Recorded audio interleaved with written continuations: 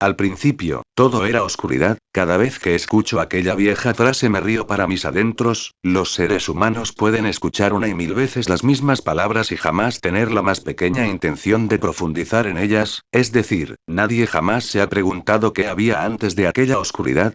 Lo cierto es que la oscuridad es solo la ausencia de luz, y para que exista una debió, en algún sitio, en algún punto, haber existido la otra, y vaya si hubo luz. Pero nuestra historia comienza mucho tiempo antes de aquella oscuridad, incluso antes de la luz de que les he hablado. Nuestra historia comienza en un lugar llamado nada, en el sitio donde nacen las estrellas, pero no aquellas bolas de gas ardiendo en el cielo, sino las estrellas reales, esas que crean oleadas de vida y muerte y que con la misma fuerza, con la misma pasión son capaces de apagarlas, en un segundo, como si jamás hubieran existido. Imagínense pues un enorme vacío, millones de una absoluta nada salvo una estela de luz que recorría interminablemente aquella eternidad, explotando una y otra vez. Aquella chispa explotó una vez, y una tercera en un mismo sitio y así un diminuto rayo de luz nació.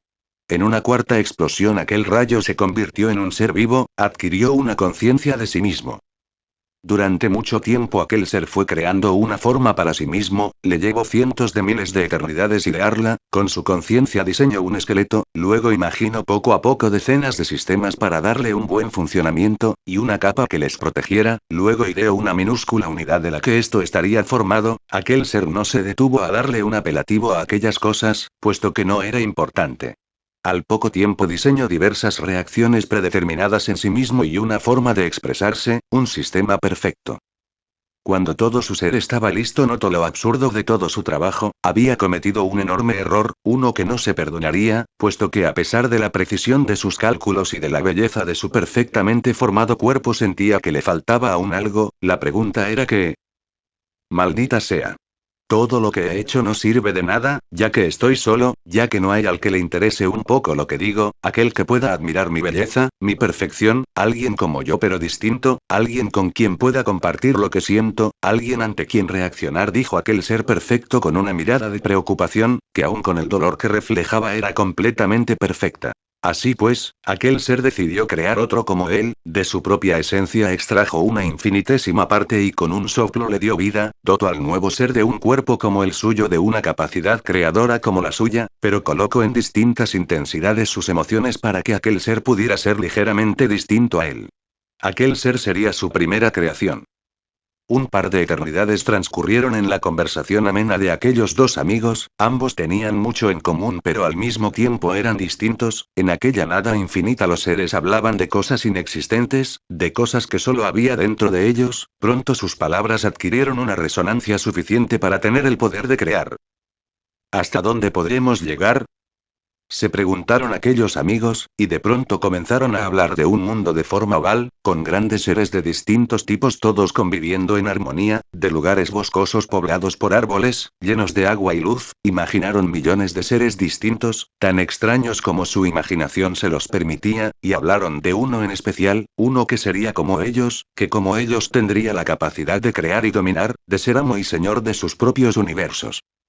Al ritmo que las palabras surgían de sus bocas, aquel mundo iba formándose ante sus ojos, aquellas criaturas se volvían reales, al poco tiempo habían creado un mundo. Al contrario de lo que podría pensarse, aquellos seres no descansaron un solo día, pasaron un par de siglos, se habían visto forzados a delimitar los sucesos entre los momentos que ocurrían, creando así el tiempo, observando el crecer de sus civilizaciones, el florecer de sus intelectos y cada vez aquella tierra que habían construido se iba poblando más y más de aquellos seres iguales a ellos.